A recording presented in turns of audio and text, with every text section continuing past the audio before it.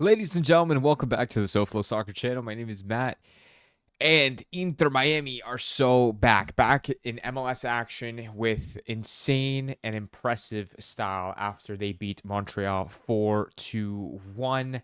This is the live reaction after the game. Like I said before, apologies for not going live. As soon as the game was over, I was working, couldn't watch the game live, so I had to watch it on Sunday. Went to work, and now we're back here today talking about it.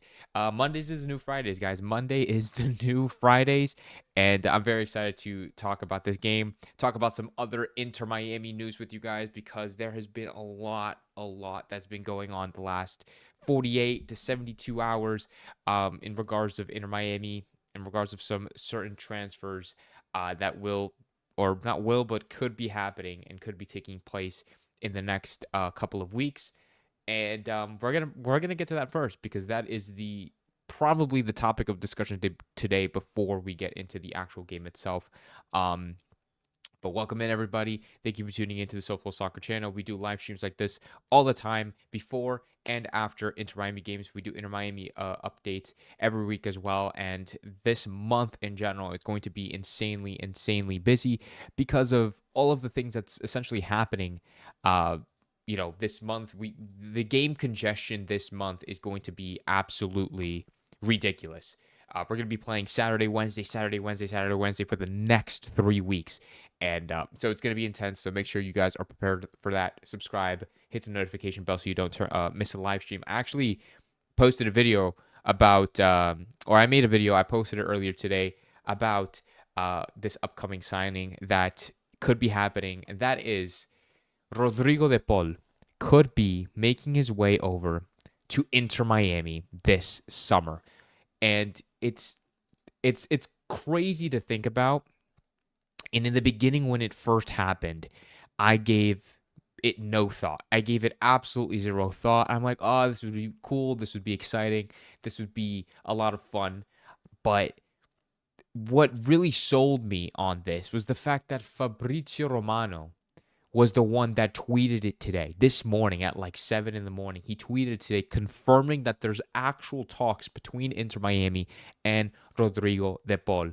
And now I'm hooked, obviously, because when Fabrizio Romano talks about it, Gaston Edul is also talking about this. When you have these big guys, known journalists, worldwide journalists, reliable journalists talking about it, that's when you know it's absolutely serious.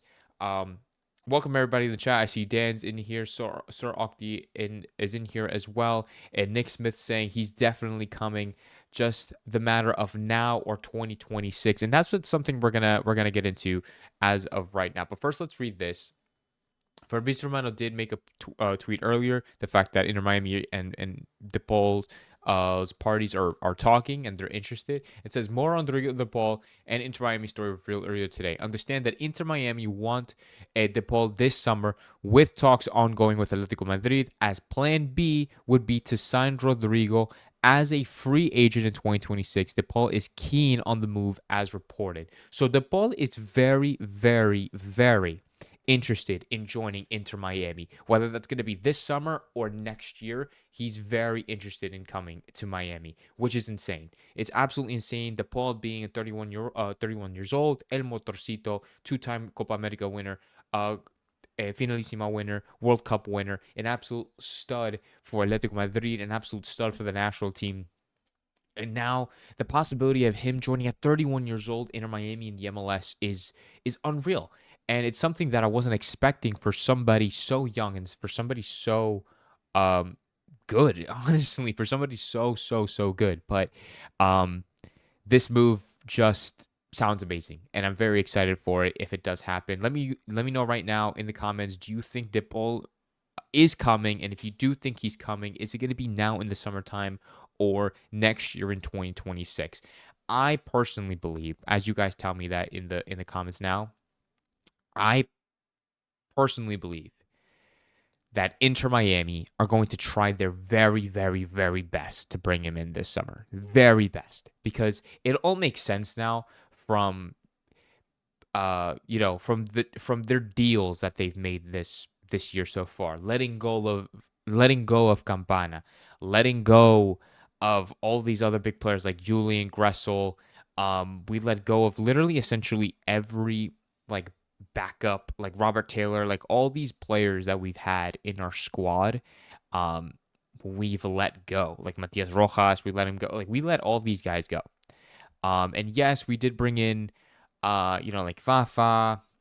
We did, we brought in, some what is it, Baltasar. We brought in a freaking Tadeo Allende, Telasco Segovia. We brought in those reinforcements, but I feel like these talks with De Paul have been happening for at least a year now, or at least the beginning of the season with Mascherano coming in. And now maybe they were trying to get it done for the Club World Cup. Like that's something that they were really, really, really keen on doing. And unfortunately, it didn't happen. And now that the Club World Cup is over, the season is officially over in Europe. Maybe now is their chance to move. Maybe now it's Inter Miami's chance to move in for De Paul. And it's a pretty affordable fee. If you guys didn't know, De Paul moved from, I think it was Udinese to Atletico Madrid for about 40 mil. And he was like 27 at the time. So, but now that he's less than a year away from his contract expiring with Atletico Madrid are only asking for about between 15 to 17 to maybe max $20 million from Inter Miami, which is essentially how much we made at the Club World Cup. It's extremely, extremely affordable for us to bid on and to make that deal happen or to make that offer. The only, I guess, real question would be, are we able to work around and comply with the MLS roster rules? But let me see what you guys are saying in the chat before I continue any further. Dan says, I bet you're super excited for Rodrigo De Paul signing Matt. Yes, absolutely. I'm super, super excited if this deal were to happen, whether that's this year or next year. Super, super excited as someone who's Argentinian, as you could tell from my background. Someone who's Argentinian, someone who loves De Paul. I absolutely highly, highly rate De Paul. And I'm telling you guys, I'll be the first one in line to buy a De Paul jersey. You have no idea. We could get him if Don lets us have all of the CWC pot that we rightfully won. Yeah, I mean, like if Don Garber, if we actually keep that 21 million or whatever it is, then yeah, I guess we're able to afford it. Okay, but can we talk about Aviles back-to-back hard games to watch? We're gonna get into Aviles, Johnny Depp. Hold this comment. I'm gonna come back to this because I am gonna pull up a tweet talking about Aviles. So hold on to this, Johnny Depp. We won't forget you. Nick Smith says it was brought up like 5 months ago about him coming. So it's been in the works. It's nuts that he would come, but Messi is just that special, right? Anything, honestly, to keep Messi happy. I think, I'm not saying that this move is specifically to make Messi happy, but it's definitely in that ballpark because now that Messi hasn't re-signed with Inter Miami. His contract still expires at the end of this year in December 2025. And I'm not saying that he's not going to renew or maybe he's not thinking about renewing, but something I feel like has to be done to keep him, whether that's an improved contract, whether that's making him feel more at home, making him feel happy, making him feel more prepared for the World Cup coming in 2026, whatever the case may be. De Paul is probably maybe not the answer, but definitely one of the answers into keeping Messi here, happy and just prepared and just, just happy to be here. Just honestly, continuing to be happy in Miami. If the non-Barca vets could execute basic skills, then this team would be the greatest team in the Western Hemisphere.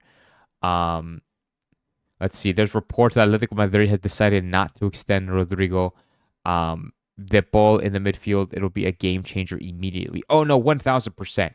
And if you were to bring in De Paul,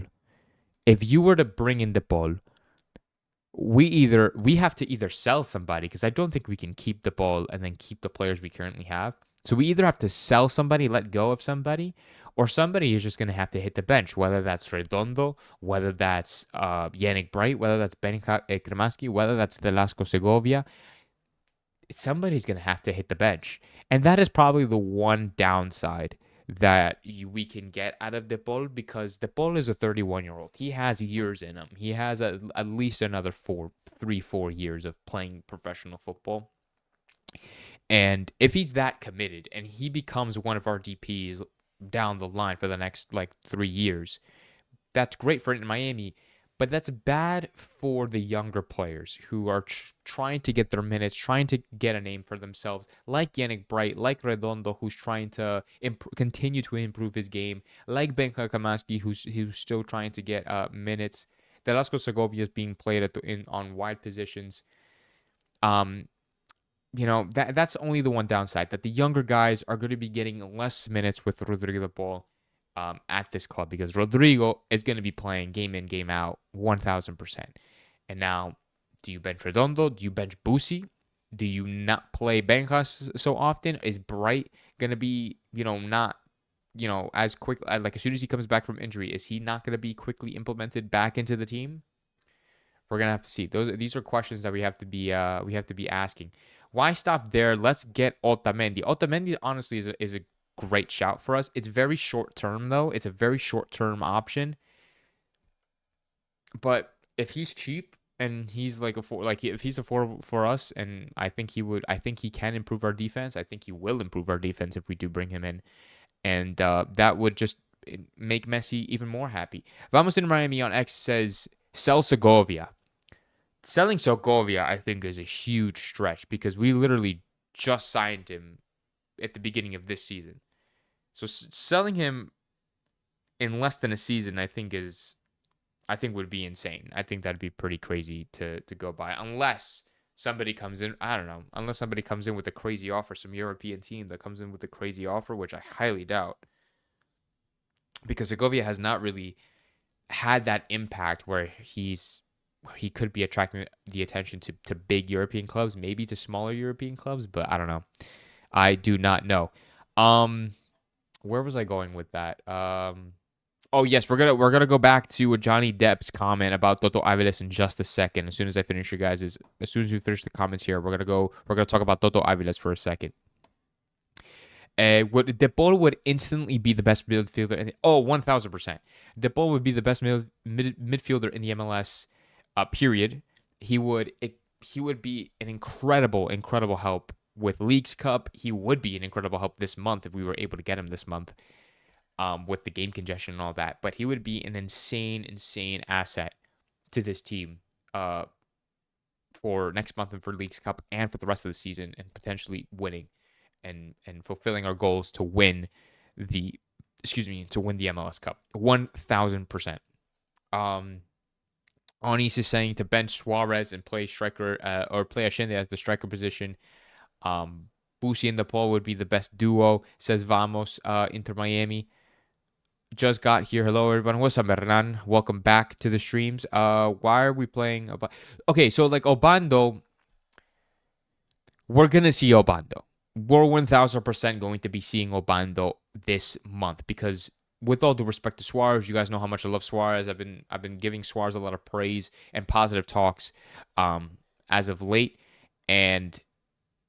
But with all due respect to Suarez, there is no way that he's going to be playing Saturday, Wednesday for a month straight. There is no way. If he does, all props to him, all respect to him. I don't expect that from Suarez. And so with that being said, I do see a lot of opportunity for Alan Obando to be given minutes this month. It's going to happen. It has to happen, because not only the fact that I don't think Suarez can do it, but I think it's just not healthy for him, for anybody, to be playing Saturday, Wednesday for 3 weeks, almost 4 weeks straight, and then go into Leagues Cup in the next month on top. Yeah, I just don't think it's healthy. Alan Obando is going to be getting some minutes this month, and we should be expecting that. We should be definitely expecting Alan Obando to be playing more often. I mean, hell, we got to see Ryan Saylor. We got to see Ryan Saylor yesterday come on for Maxi Falcon, which is something that, we weren't expecting. I felt like it's been a million years since we've seen Ryan Saylor We got to see Baltasar yesterday as well. Or not yesterday, but Saturday. We got to see him Saturday as well. Got to see him play 20-ish minutes off the bench. He was looking pretty good. He was making some runs. He was touching the ball. So we have to see that we're going to be seeing a lot more rotation in this month. So we have to keep an eye out. And for stars who are for the younger guys who want to be stars, who want to make a name for themselves and earn a spot in the starting 11. Now that it's getting so much more competitive now. You watch any league game? Of course I do. I try to watch a lot of Atletico Madrid. I try to watch the Atletico Madrid games because of Julian, because of De Paul, because of Giuliano Simeone, because of El Cholo Simeone.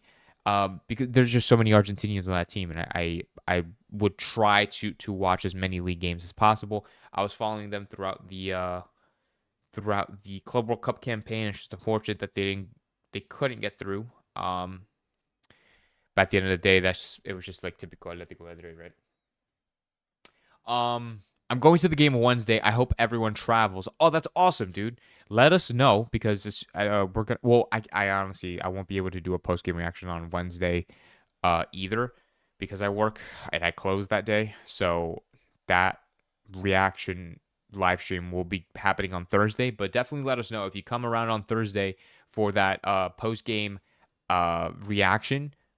Let us know. Definitely let us know how it was. But okay, let's do this. Let's talk about well,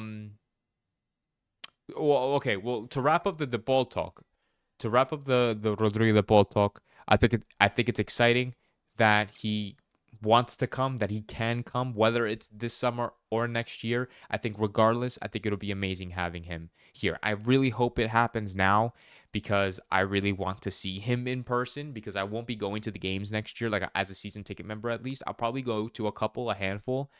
I just have more access to it now, and I would love for it to happen this year for the rest of the season. I also think it'll definitely be a huge advantage for Inter Miami to have a player like that to finish out this year and potentially win Leagues Cup and potentially win the MLS Cup. I really hope it happens. I hope Inter Miami can sort it out. I hope Rodrigo De Paul and his party and Atletico Madrid can sort that out as well. And I hope we can all comply with the MLS roster rules so we can make it happen. But yeah.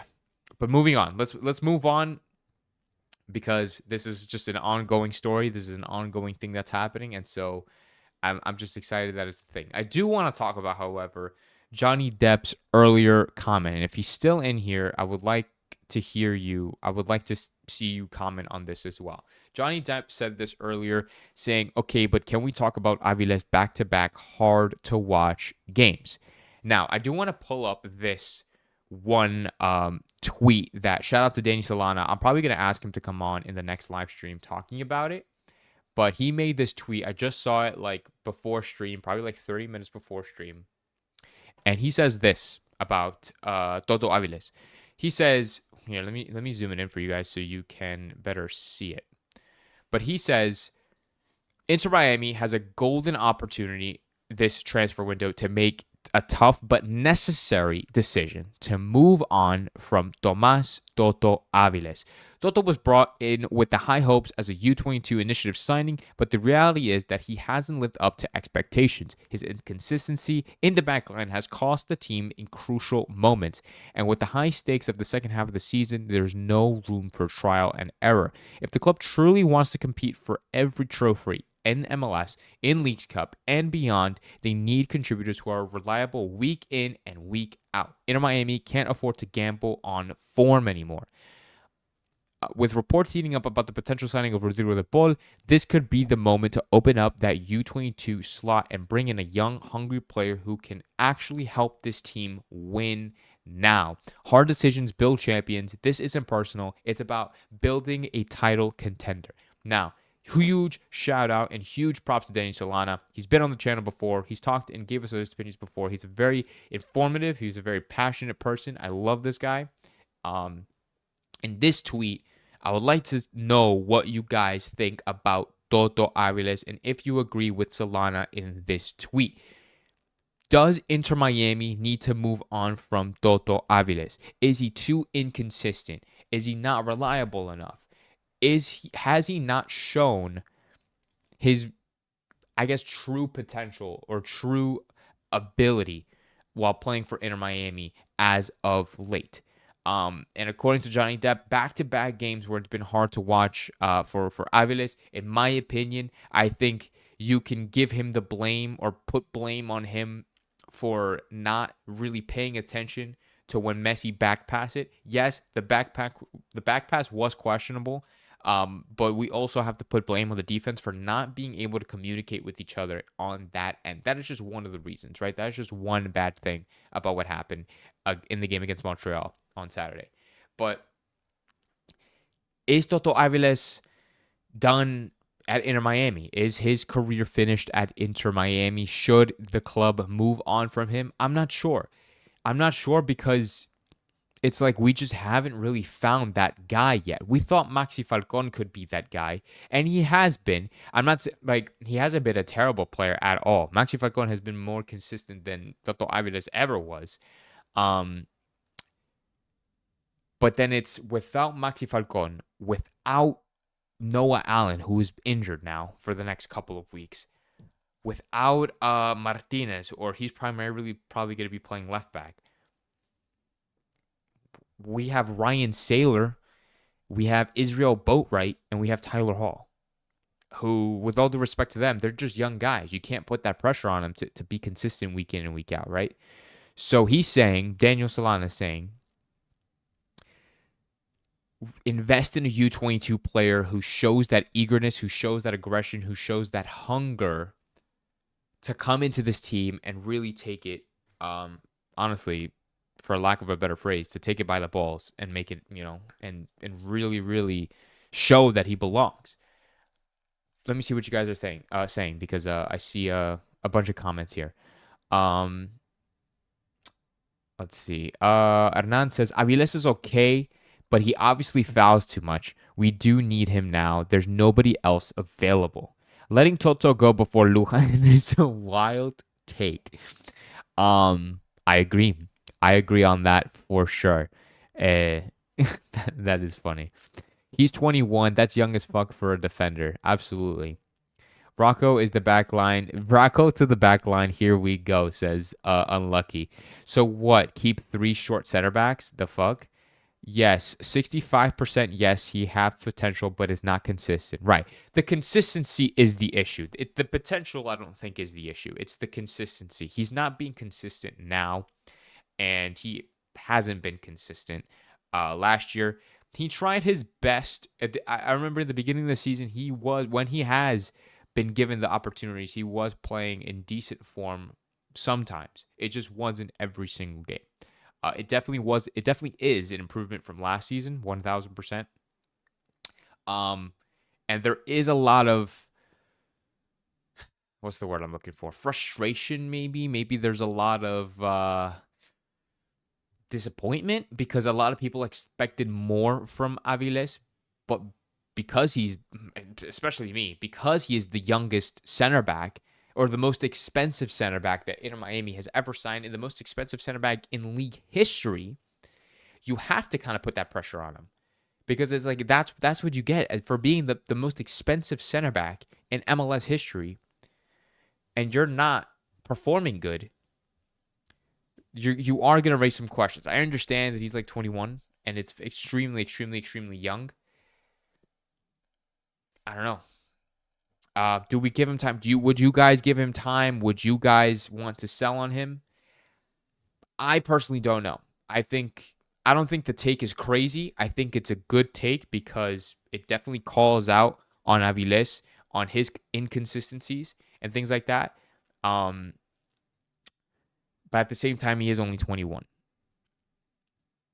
And he has a lot of time to develop and grow and learn and be that center back that Inter Miami can or will need in the future. The thing is that we need a really good center back now. And those two center backs, those two really good, consistent center backs right now are Noah Allen and Maxi Falcon. Keira says Redondo needs to go. Chelo is so much worse than Aviles, TBH. I mean, Yeah, you're not wrong. I'm not gonna lie. Rocco, Allen, Lujan, Falcon, back line. Let's go. Um, Fuck it, dude. Play Rocco like I'd rather play Rocco left back than Cello left back. Was that a bad take? I understand the frustration, says Sir Octi, but he's young and we have no depth at center back. Keep until we sign another center back at least. The thing is that that's not going to happen. We can't sign another center back until we let go of Toto. Like there has to be a club that's interested in Toto Aviles for us to sell to, and then we have to freaking buy somebody. Claudio Paulo Rabston with the subscribe. Was that on YouTube? That's crazy, yo. I didn't even know they did notifications for subs, man. I appreciate you for subbing to the channel, man. Shout out to you. Yeah. So I don't know. Like I said, it's difficult. It's extremely difficult. Because Solana is saying that. Here, let me pull the tweet back up for you guys. It says here that. What does it say? Yeah, it says here this could be the moment to open up that U22 spot and bring in a young, hungry player who can actually help this team win now. So he's not saying just to get rid of Aviles and then that's it, right? He's saying to replace him with another U22 initiative player, and in hopes of that other player is better and more consistent than Toto Aviles. But let's see. Miami King says Redondo should go. You can imagine how good when we have De Paul, Bright, Segovia in the middle. I honestly disagree with this, and I'm gonna get to it in a second. Let's finish the Toto talk, and I'll come back to this Miami King. Hold this comment, okay? Aviles will need to learn to calm down. He's a walking yellow card. Mister. That's probably the most accurate comment I think of all stream so far. Literally, what was it? In the Palmeiras game, he came on and like 3 seconds of him stepping onto the field, maybe let's just say 10 seconds to be generous. 10 seconds of him stepping onto the field, he got a yellow card. He made like a dumbass tackle and he got a yellow card. And that can't keep happening. Like that discipline issue is not a joke. Like it's a real issue that he has. I don't know if he did it out of spite. I don't know, man. I don't know, but he needs to stop getting yellow cards. We need a center forward first. No center back. Nobody cares about the defense in MLS. Just score more than the opponent. Toto has potential, but needs a good coaching staff. Not a bad take. 5'9" goalkeeper for a joke league. Solana is right, to be honest, says Bert Miranda. Stack the attack in the midfield talent. MLS roster, you can't have it all. Right. Because in the MLS roster, you're not going to be able to have that god team, right? That superstar team. You're going to have your weaknesses in certain areas. And maybe our weakness is our defense. And it has been, really. I mean, maybe our defense is that center back spot. We'll have to see. A lot of you guys are not really for selling Toto Aviles. You guys are more interested in getting another center forward and improving that midfield with De Paul. Which, honestly, I don't blame you. But I wouldn't be upset if we do get, like a tall, maybe a lengthy, fast center back. But we have to see. I want to go back to Miami King's comment about Redondo being let go. Like selling Redondo because we can imagine how good it will have it with De Paul, Bright, Segovia, Busi, etc. I don't think Redondo should go. I don't think Redondo should go because Redondo is learning a lot from Busi. Redondo, in my opinion, has improved since Club World Cup, which obviously hasn't been a long time. But in those couple of games that he's played, I thought he impressed very well. Which just shows that he can continue to improve, continue to develop. And with Busi at his side, I'm not saying that he could be the next Busi, but he can play in a sort of similar fashion to the point where he can, when Busi leaves, we can slip in Redondo and hopefully not have a problem with that. So I don't think we should let Redondo go in hopes that he can learn a lot from Busi and take his place when Busi retires. Whether that's at the end of this year or next year. We have no idea. Busi has not, there's just no word on that yet. That's my take on that. I don't know what you guys think. I think Redondo would be great. Would hopefully be great for us by the time Bushi leaves. That is the hope. That is the goal. That is the dream.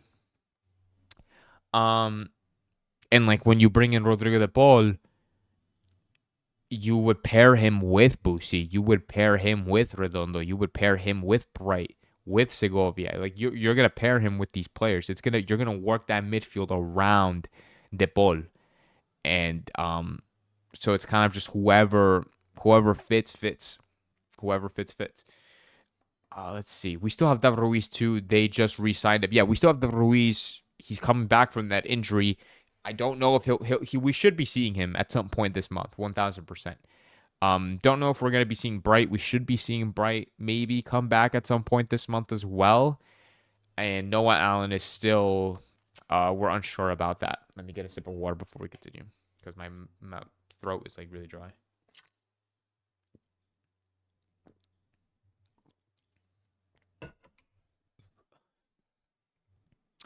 Let me see. Improved in what, though? I'm assuming you're talking about Redondo. Redondo, in my opinion, Redondo has improved in certain aspects of his game. So things like turning, like simple basic things like just getting into the right positions, turning, ball control, touches. Sometimes it's still inconsistent with the touches, but it's better than what we've seen in the past. He would get more aggressive in attack. Like he would get the confidence to dribble and progress the ball forward. Sometimes, I'm saying sometimes. I'm not saying like the jump that he made is like this, or I guess this to you guys. It's not, he didn't go from down here to up here, but I'm saying that he's slowly improving certain parts of his game, in my opinion. The basics, the more of the basic stuff. And he's not gonna turn into a superstar overnight. But I think just slowly, if he slowly but surely continues to improve certain aspects of his game, I think he'll be in a really good spot for this team when Bushi does decide to leave. But anyway, that's games. Those are players talk. That's just news talk. We could talk a little bit about the game itself that happened on Saturday, and just kind of I won't dive too deep into it because I'm not a fucking analytical expert, but it's still some, like, we'll talk about the team, we'll talk about how he played, we'll talk about how certain players played, and maybe certain standouts that we think happened or had good games. But just to get out here, let me show you guys we'll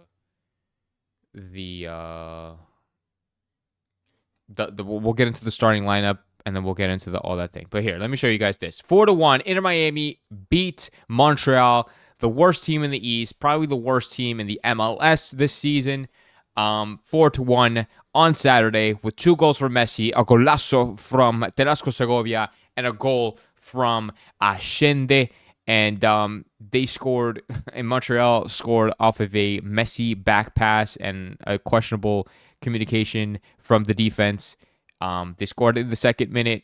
We got pretty worried for like that half hour until Ascende scored, and then we kind of knew we were going to be in the game after Messi scored that second. This is nothing to be I don't want to say proud, but this is nothing to be too excited about, but I am excited about the fact that this team went into this game. So because of, like I said in the preview, I'm going to try to explain what I just said because I felt like that was a little confusing. In the preview, historically speaking, I said that we always struggle to play against Montreal, whether that's in Canada, whether that's at home at Chase Stadium. It's always a struggle playing against these guys. They always seem to be better than us. For some reason. It always seems to be better than us. But we ended up, this is probably the best result we had against Montreal, like, in our history. And so this game could have gone either one of two ways. We could have went into this game with all the negatives, right? Oh, we just got out of the Club World Cup. This team is tired. Messi's tired, Suarez is tired, Bushi's tired, Jordi's tired. Like, all these guys are tired. Game congestions. They're gonna try to rotate things like that. Yada yada yada. They weren't fit to play, etc. etc. Montreal would have probably gotten the motivation to continue to be the better team in this like head to head standoff. But instead, Inter Miami took it in the complete opposite direction. They played their full starting 11. They played their full healthy starting 11, I should say. They kind of dominated offensively, and defensively they had their moments, but they just dominated. And the scoreline shows that. There were moments where Montreal could have definitely scored maybe 3 goals, but that was due to just unlucky things on their end. We had Ustari making a couple of good saves. We had some good defensive moments. But I think we got a little lucky that they didn't score. I thought that Montreal could have scored 2 or 3 goals, probably. At the same time, I thought Inter Miami could have scored more. We probably could have scored 5, 6, 7 goals. But that's just me. If we look at the starting 11, this is how we lined up. We had Oscar Ustari in net with Jordi Alba, Maxi Falcon, El Toto Aviles, Chelo Wengant as the back 4 with Velasco Segovia, Busi, Kremaski, Tadeo Ashende in the midfield with Suarez and Messi up top. Messi getting 2 goals and an assist, Suarez getting 2 assists, Ashende getting a goal and an assist, and Velasco Segovia getting a goal. Yeah, this team, it was just amazing. We played really well against the worst club in the Eastern Conference. Like I said, not too much to take out of it, but getting a 4-1 win is always good because, like I said, these are certain trap games. We saw Suarez play a fantastic game. If you really look at Suarez's heat map, it does. I don't think we can really see it on FootMob. On SofaScore, we're going to be able to see it. If you look at Suarez's heat map, his heat map was so deep. Like, he would play midfield. He was playing the midfield like almost the whole game, the whole time. He was trying to drop deep, trying to supply for the forwards, for Messi, for Velasco, for Jordi, for Tadeo. And he did a really good job at that. He ended up getting 2 assists, and it really, really, really worked out. Lionel Messi, completely solo. So, and then we let's talk about Lionel Messi. Messi, we saw things today from Lionel Messi that we haven't seen in terms of like his second goal, and you all know what I'm talking about. His second goal was absolutely insane. He also got okay, that's not the right button. His second goal was absolutely fantastic. He like dribbled by 4 or 5 defenders in Montreal, and then he ended up putting it over the goalkeeper off the crossbar into the back of the net in like the 63rd minute. Absolutely fantastic. That's something that you see prime Messi do against like Real Madrid at the Bernabeu. Like, that is the type of Messi performance that we saw. And it's impressive because he's 38. He's 38 years old. He shouldn't be making these sorts of plays, even if it is against Montreal. Like, at 38, you're not supposed to be running and controlling the ball and shooting in that manner. Like, you should have lost it by now, but he hasn't. He hasn't lost it, and he showed us that he hasn't lost it in the slightest. Which it was just extremely, extremely, extremely impressive from Lionel Messi on Saturday. He did get man of the match. He got player of the match day.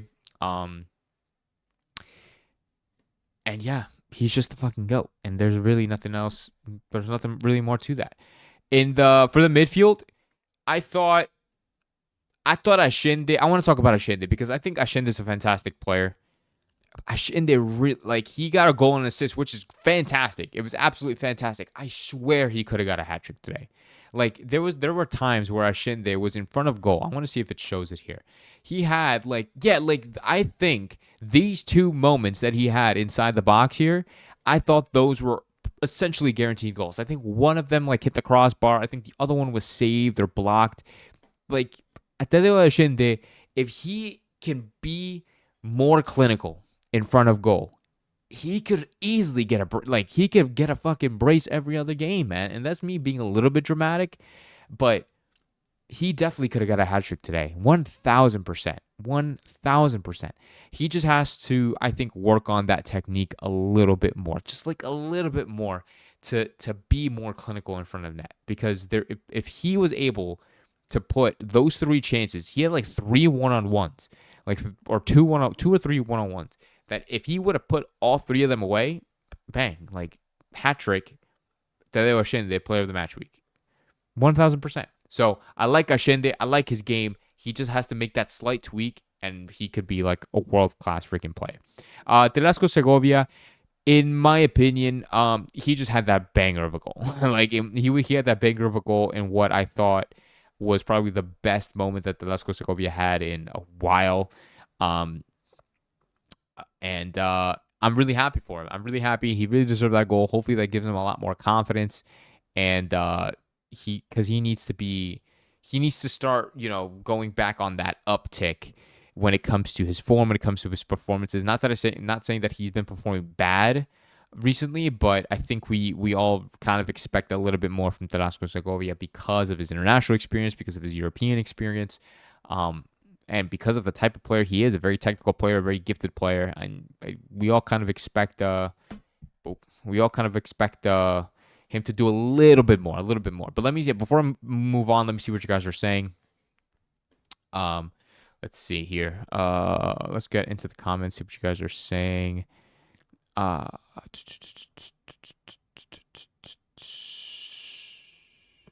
Redondo women since playing De Paul. Leonel Monaco, what's up, bro? He's saying Leonel Monaco saying so back. Montreal worst team MLS is the Galaxy, not Montreal, and LA Galaxy beat 3-0 to Vancouver. True. Saturday is the new Saturdays. We are so back. LOL. Montreal is not the worst team. We're the worst team in the East. 4-4-2 is good for Boosie. What a game. Messi is the GOAT. The second goal will be my favorite forever. Ashende has a problem getting that ball out from under him. Can you elaborate? Can you like go into more detail on that, Sean, if you don't mind? I think like this is a pretty W comment. I think this is a pretty W comment. Until Segovia, Ashende and another, what is it? Until Segovia, Ashende and other younger step up for Inter Miami, nobody in MLS can beat us. I think, and then look, Ruben agrees with what Sean says.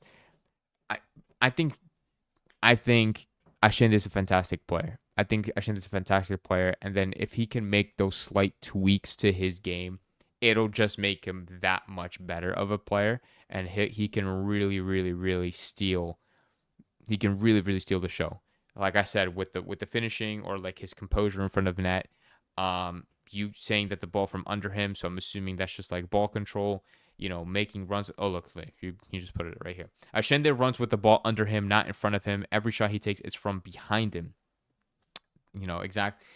And that's a fantastic point. It's an absolutely fantastic point. Here, I'm getting.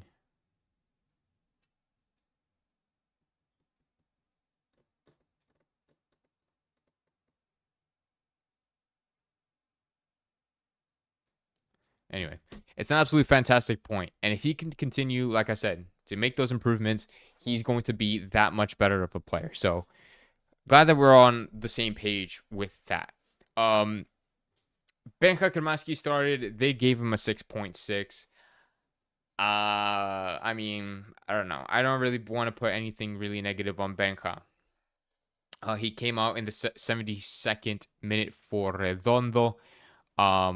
And then Baltasar and then Martinez came on in that time as well. A very rare triple sub was seen by Javier Mascherano. Normally we would not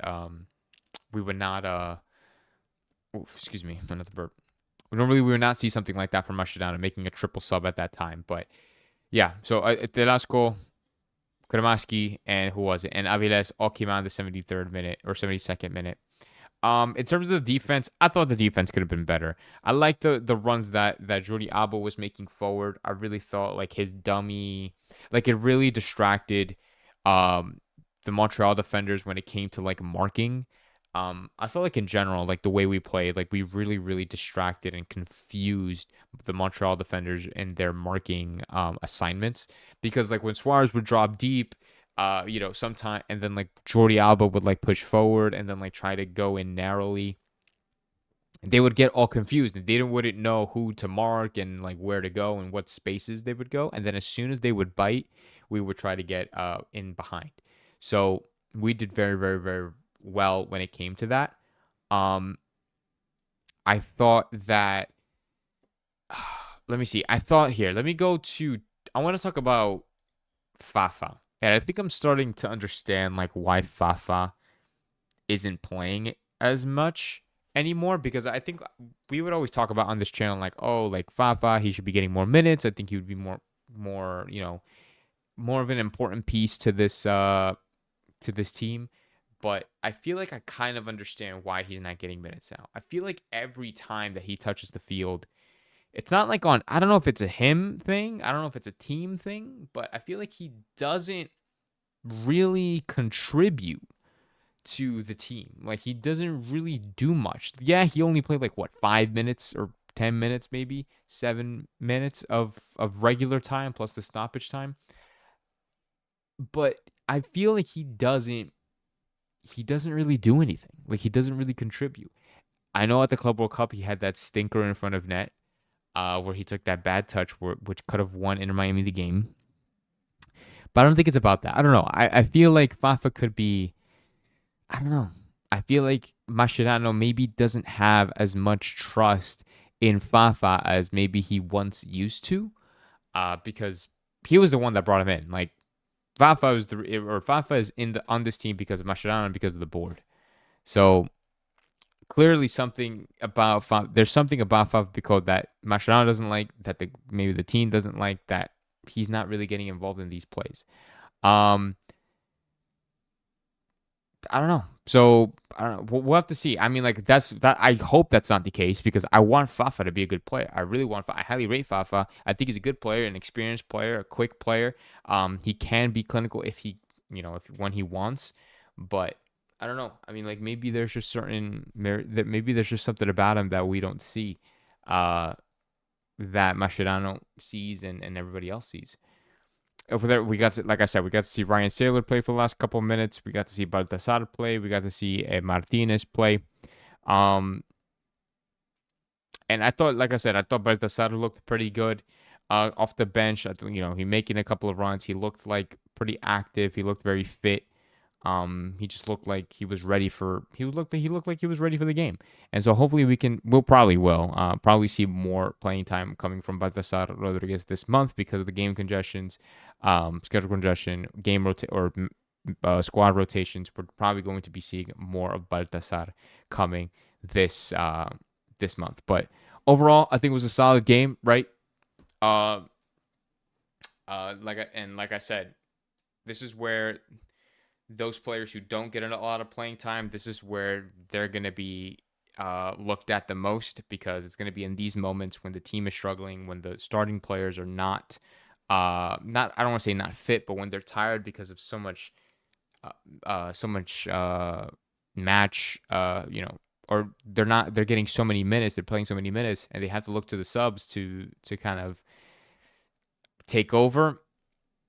This is where it's gonna happen. This is where all the eyes are gonna go on the subs. So we'll see what happens this month. We're gonna see how Inter Miami will adapt, how these players are going to adapt to this situation, because this is gonna be the true test for Inter Miami. It's this month, Saturday, Wednesday, Saturday, Wednesday, Saturday, Wednesday. We're now playing, I believe it's New England, if I'm not mistaken. So we're playing New England.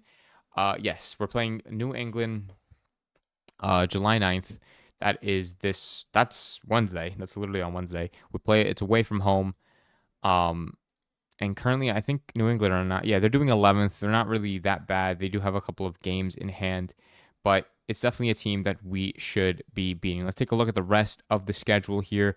So we have New England on the 9th. Then we have Nashville at home on the 12th, which is this Saturday. Next week we have Cincinnati and the Red Bulls away. Then we come back home next Saturday. Or not next Saturday, but the following Saturday, against Cincinnati, and then we start leagues Cup.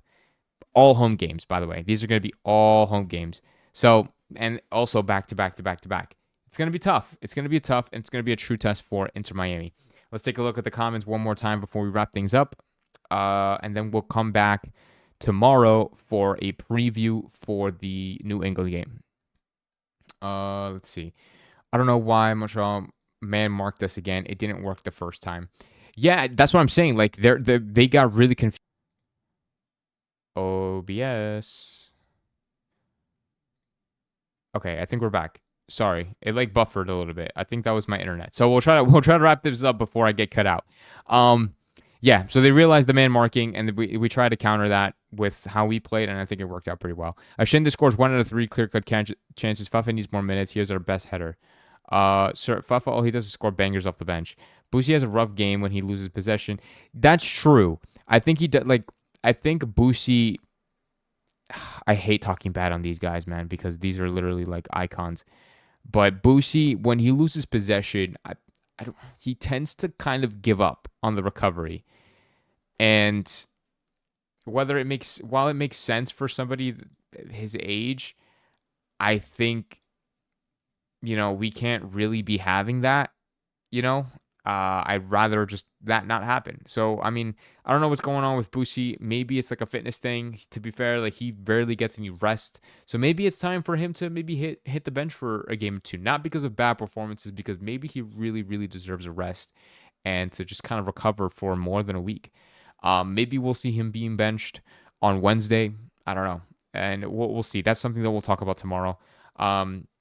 Ruben says that Fafa is struggling to mesh with the squad. There's no chemistry for attack. Yeah, no, absolutely. Yeah, I think he also is trying to, or struggling to blend in or find that chemistry with the rest of the team. The Nashville game is going to be super important. No, absolutely. This whole month is going to be super important. How we manage the minutes, how we manage the players is going to be super important for us to finish at a decent seeding.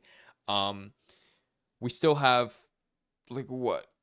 a couple of months, because then we still have all of September, and then we have October, and then I think it's October and November. I think November is playoff season. So we still have a little bit of time, and we have a good track record now. So I think this month is going to be pretty important. If we can get a couple of decent results this month, I think we'll be in good shape to compete for MLS Cup, as long as we just manage everybody's minutes properly, appropriately, and hopefully nobody gets any long-term injuries. I think we'll be in a good spot. But thank you guys so much for watching this live stream here on the SoFlo Soccer channel with me, with everybody in the chat. We talked about a lot today. We talked about De Paul. We talked about Toto Aviles. We talked about this team. We talked about the game on Saturday and this amazing win, this 4-1 win. And now we move on to Wednesday, where Inter Miami will travel to New England to play them in the league to continue their just kind of nonstop stretch of games week in and week out, Wednesday, Saturday. So I'm going to go live tomorrow for the preview against New England. I think I get off of work at 8. So we'll probably do a 9 p.m. live stream, which is, I know it's a little late, but I'm going to aim for a 9 p.m. live stream Eastern time. 9 p.m. Eastern time tomorrow. Make sure you guys stay or tune in. Make sure you guys hit that notification bell so you don't miss that notification when I do go live. I appreciate you guys for tuning in and staying here for the whole live stream. And yeah, you guys are amazing. I'll see you guys tomorrow. Oh, Val Miami. See you guys.